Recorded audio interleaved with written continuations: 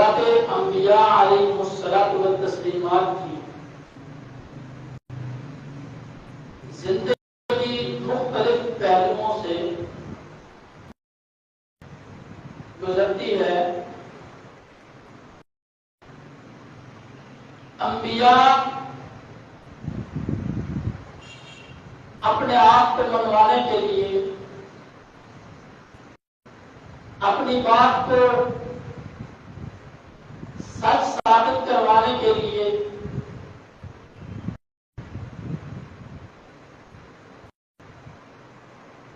اللہ کے کلام کا سہارا لیتے ہیں، صحیفوں کا، کتابوں کا سہارا لیتے ہیں، تاکہ پتہ چلے کہ یہ اللہ کا نبی ہے اور اللہ کا نبی کبھی غلط بیانی نہیں کرتا۔ اللہ کا نبی معصوم ہوتا ہے، غلط بیانی ان سے سرزد نہیں ہو سکتی۔ اللہ کے نبی اپنی بات کو منوانے کے لیے معجزہ پیش کرتے ہیں۔ معجزہ پیش کرنے کے بعد، معجزہ دیکھنے کے بعد پھر بھی اگر کوئی بندہ بات کو نہیں مانتا، اللہ کے نبی کو سچا نہیں سمجھتا، تو سمجھ جائے کہ اس کے دل پر اللہ نے مہر لگائی ہوئی ہے۔ ختم اللہ علی قلوبہم وعلی سمعہم وعلی ابصارہم غشاوہ، اللہ ان کے دلوں پر مہر لگا دیتے ہیں،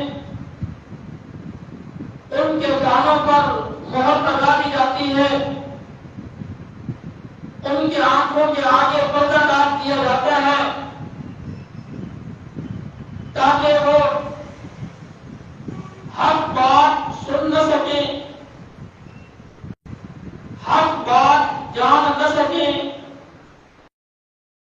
حق بات دیکھ نہ سکیں۔ اللہ رب العزت ان سے اتنا ناراض ہو جاتے ہیں، اتنا دور کر دیتے ہیں کہ پھر وہ حق بات کی طرف آتے ہی نہیں۔ اس لیے کہا جاتا ہے کہ آپ اگر کسی کی بات سے اختلاف کرتے ہیں تو اختلاف رکھنا یہ کوئی غلط بات نہیں،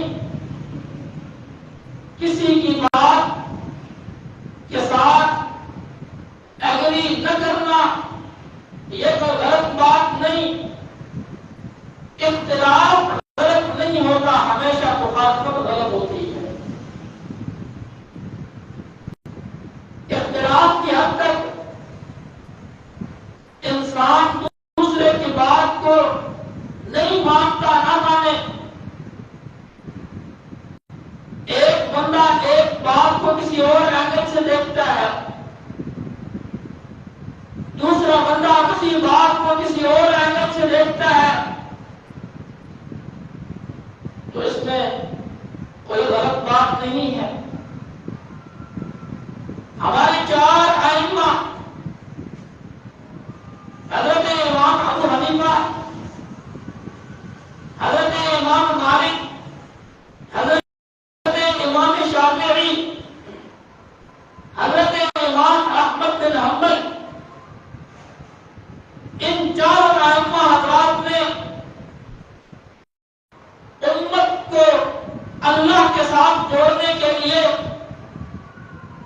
اپنی محنت لگائی، اپنی کوشش لگائی، قرآن کے اندر روزے لگائے، قرآن کے اندر سے مسائل کو نکالا، مسائل اخذ کیے، احادیث کے اندر روزے لگا کر احادیث کے اندر سے مسائل نکالے۔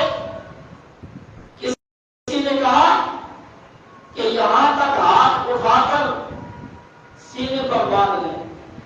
ہم نے مان لیا، ٹھیک ہے، اچھی بات ہے.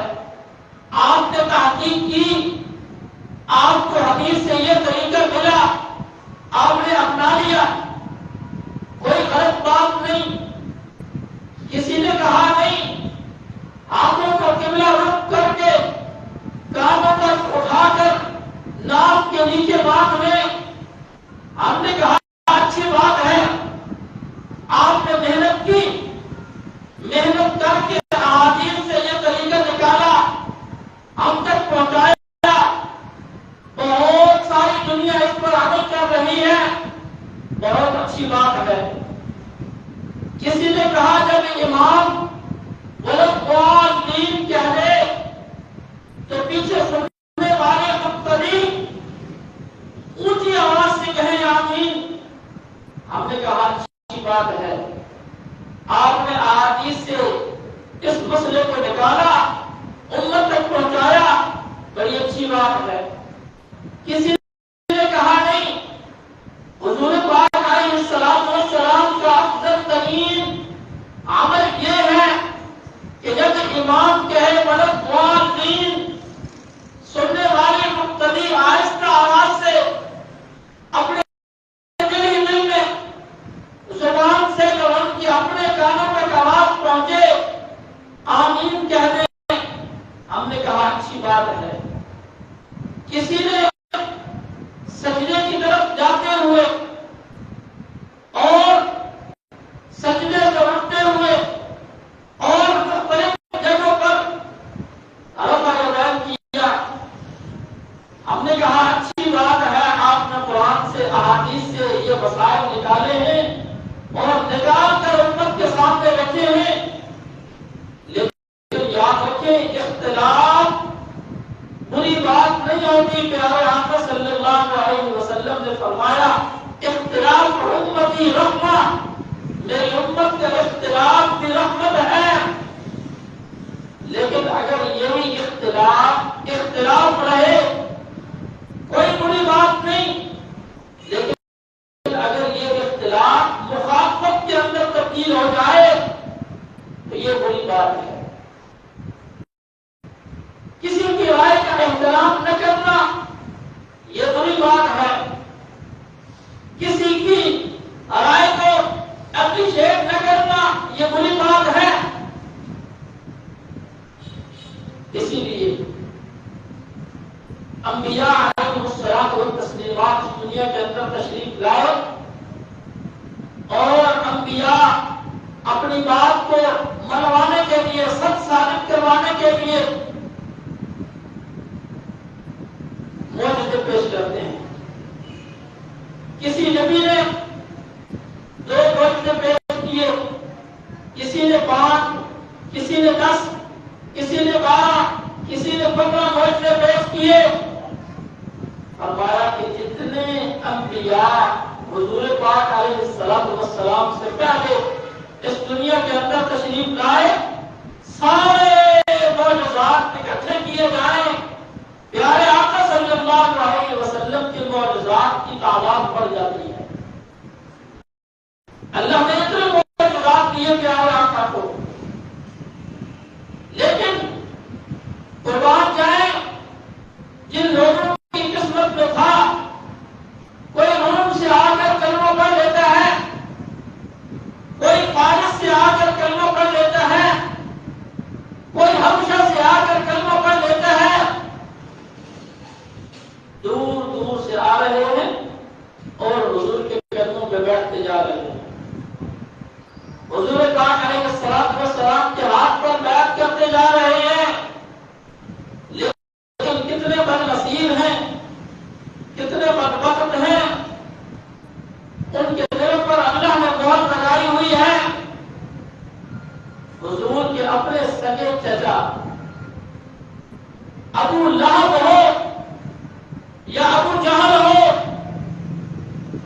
حضور کے قریب کے رشتے دار ہیں، اونچے خاندان والے ہیں، اونچے نسب والے ہیں، لیکن ان کی قسمت میں اللہ نے کلمہ نہیں رکھا، وہ اس دنیا سے اللہ کی رحمت سے دور ہو کر گئے ہیں۔ اسی لیے کہا جاتا ہے کہ ابو جہل نے کم و بیش حضور پاک علیہ السلام سے 100 معجزات کا مطالبہ کیا، اور حضور نے ہر بار معجزہ دکھایا، لیکن اس کے باوجود نہ مانے۔ کتنی بدبختی اور بدنصیبی کی بات ہے۔ حضور پاک علیہ السلام سمیت جتنے بھی نبی اس دنیا کے اندر تشریف لائے، سارے اپنی بات کو منوانے کے لیے معجزے پیش کرتے ہیں،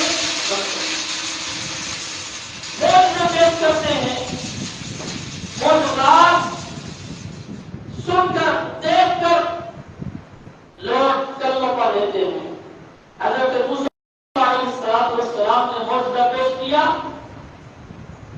مصر کے بڑے بڑے جادوگر، ناز جادوگر، جو کے اپنے زمانے کے بڑے بڑے جادوگر تھے، فرعون نے بڑے بڑے لاج دے کر ان کو موسیٰ علیہ السلام کے سامنے کھڑا کیا، لیکن موسیٰ علیہ السلام نے صرف ایک معجزہ دکھایا، سارے جادوگر سجدے میں گر پڑے۔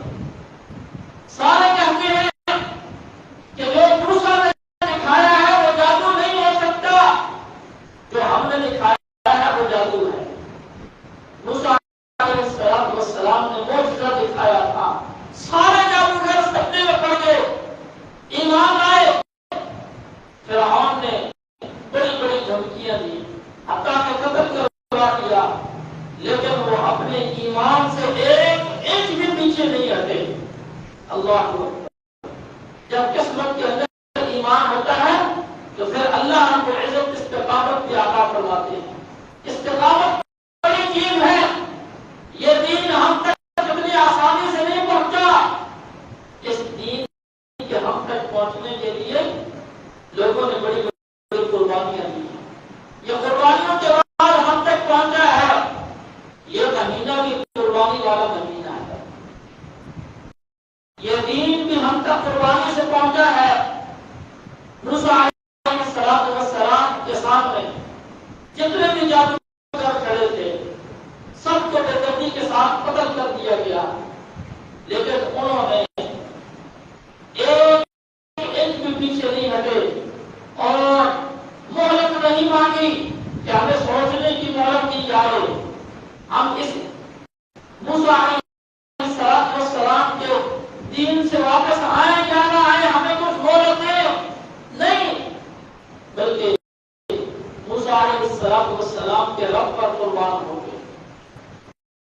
اسی طریقے سے جناب نبی کریم صلی اللہ علیہ وسلم، آپ علیہ السلام کے اوپر ایمان لانے والے، آپ کے ہاتھ پر کلمہ پڑھنے والے اور کلمہ پڑھ کر مسلمان ہونے والے، ان کو مکے کے اندر کتنی بے دردی سے مارا گیا، کئیوں کو شہید کر دیا گیا، کئیوں کو زخمی کر دیا گیا، تپتی ریت پر لٹایا گیا، ان کے اوپر پتھر رکھ دیے گئے، ان کو ستایا گیا، لیکن انہوں نے ایک انچ بھی پیچھے نہ ہٹ کر یہ ثابت کر دیا کہ یہ دین مٹنے کے لیے نہیں آیا، بلکہ یہ دین آگے بڑھنے کے لیے آیا ہے۔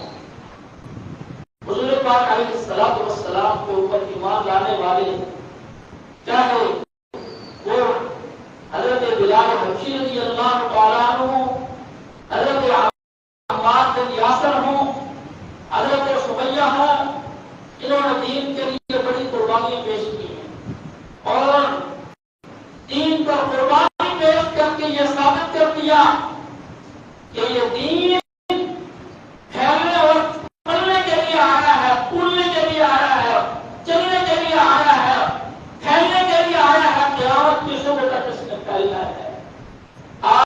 آج ہم سے مطالبہ یہ کیا جا رہا ہے کہ یاد رکھیں، صرف کلمہ پڑھنے کے بعد یہ سمجھیں کہ ہم نے حق ادا کر دیا ہے، ہم مسلمان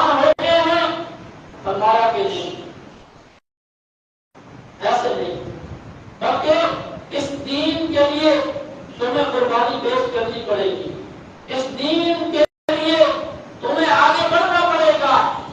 آج ہم اپنی خواہشات کو نہیں مٹا پا رہے، اپنی خواہشات کے اوپر جو ہے وہ کمپرومائز نہیں ہوتا۔ دین کے لیے ہم نے کیا کرنا ہے؟ تو یاد رکھیں، اس دین کے لیے جو بھی ہم سے ہو سکتا، آج فلسطین کے اندر مائیں، بہنیں، بچے، بوڑھے، ہر عمر کے لوگ اپنی قربانی پیش کر رہے ہیں اور اس دین سے ایک انچ بھی پیچھے نہیں ہٹ رہے۔ یہ یاد رکھیں، یہ مظلوم اور ظالم کی جنگ ہے۔ یہ اسرائیل والے، یہ فلسطین کی سرزمین پر قابض ہیں اور انہوں نے قبضہ اس انداز سے کیا ہے کہ جس طرح ہمارے ہاں کوئی بنجر زمین دیکھ کر وہاں خانہ بدوش آ کے بیٹھ جاتے ہیں اور اپنے عارضی مکان بنا لیتے ہیں، جھگیاں بنا لیتے ہیں، بالکل اسی طریقے سے انہوں نے فلسطین کی سرزمین پر اپنے عارضی مکان بنائے، کپڑے کے چھپر بنائے اور وہاں رہنے لگے۔ سب سے پہلے جو زور دیا گیا وہ بر صغیر سے دیا گیا کہ ان کو یہاں رہنے نہ دیا جائے، ان کو اجازت نہ دی جائے یہاں ٹھہرنے کی۔ لیکن کچھ عرب کے علماء تھے، انہوں نے کہا کہ اگر وہ عارضی طور پر بیٹھتے ہیں تو ان کو بیٹھنے دیں۔ تو آپ دیکھیں کہ اس وقت یہ انہوں نے جھگیاں لگائی، عارضی مکان تعمیر کیے، ان کو کسی نے روکا نہیں۔ آج وہ اس زمین پر قابض رہ کر بیٹھ گئے ہیں اور فلسطینیوں پر، مظلوم مسلمانوں پر، بچوں پر ظلم کیا جا رہا ہے۔ پوری امت مسلمہ آرام سے دیکھ رہی ہے۔ یاد رکھیں، آج ان کا نمبر ہے۔ اگر ہم نے مسلمانوں نے آواز نہ اٹھائی، جیسا کہ نہیں اٹھا رہے، تو کل کسی اور مسلم ملک کا نمبر آ سکتا ہے اور یہ آہستہ آہستہ یہ آگ آگے پھیل سکتی ہے۔ وقت یہ ہے کہ اس وقت فلسطین کے مسلمانوں کے ساتھ کھڑا ہوا جائے، فلسطین کے مسلمانوں کے لیے آواز اٹھائی جائے، جو جس حد تک کر سکتا ہے اپنے تئیں کوشش کی جائے تاکہ فلسطین کے مسلمانوں کے ہم بات بن سکیں۔ جناب نبی کریم صلی اللہ علیہ وسلم نے فرمایا، اللہ اکبر، المسلم اخو المسلم، مسلمان مسلمان کا بھائی ہے، وہ جہاں کہیں بھی ہو، جس خطے پر بھی ہو، مسلمان مسلمان کا بھائی ہے۔ اور فرمایا کہ مسلمان کی مثال ایک جسم کی ہے، جس طرح ایک جسم کے اندر مختلف اعضاء ہوتے ہیں۔ کون؟ یہ الگ عضو ہے، آنکھ الگ عضو ہے، سر یہ الگ عضو ہے، پیٹ سینہ یہ الگ عضو ہے۔ یہ مختلف اعضاء ہیں انسان کے جسم کے، لیکن یہ جو اعضاء آپس میں ملتے ہیں تو یہ ایک انسان بنتا ہے۔ فرمایا کہ اگر ایک عضو کو تکلیف ہو تو پورے کا پورا جسم بے چین ہو جاتا ہے۔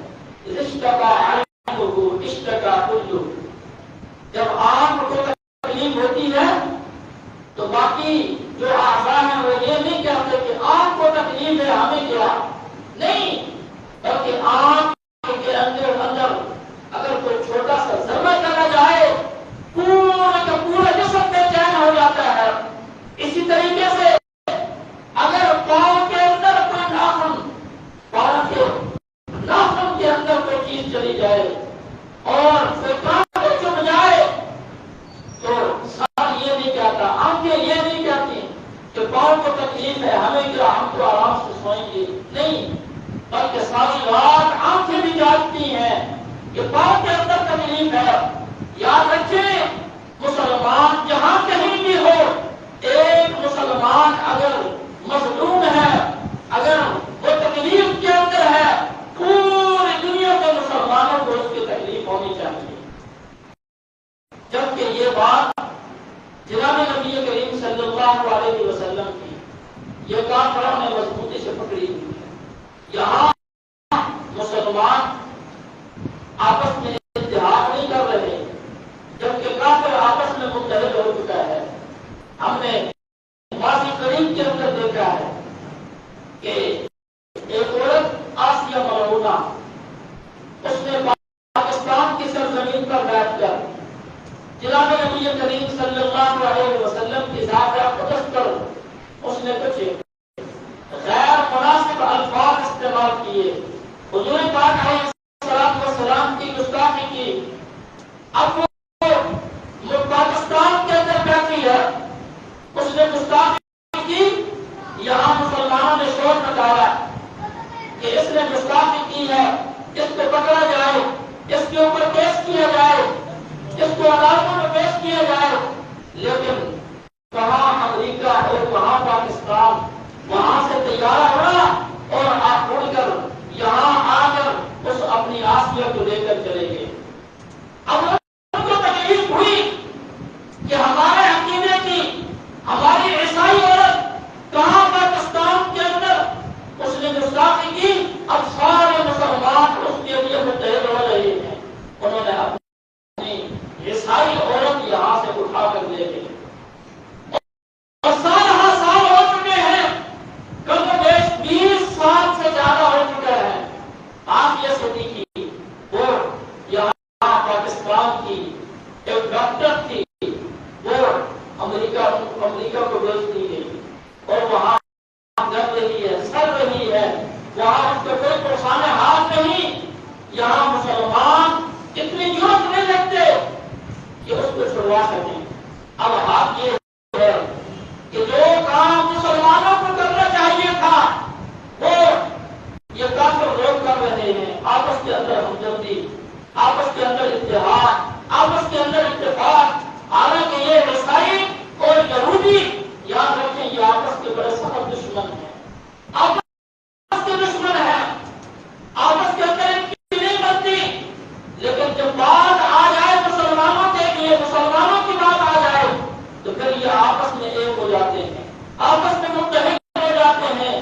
الکفر ملت واحدہ، سارے کا سارا کفر مسلمانوں کے خلاف اکٹھا ہو جاتا ہے، لیکن وہ آپس میں دشمن ہیں۔ اللہ اکبر۔ اس لیے یہ دین ہم تک قربانیوں کے بعد پہنچا ہے، یہ مہینے میں قربانیوں کا ہے، اور یہ قربانی کا فلسفہ یہی ہے کہ مسلمان کو جناب نبی کریم صلی اللہ علیہ وسلم کی زندگی پر عمل کرنی چاہیے اور حضور پاک علیہ الصلوۃ والسلام کے اسوے کو سامنے رکھ کر اس کے مطابق اپنی زندگی کو بنانے کی کوشش کرنی چاہیے۔ اللہ رب العزت ہمیں عمل کے توفیق نصیب فرمائے۔ سنت ہے۔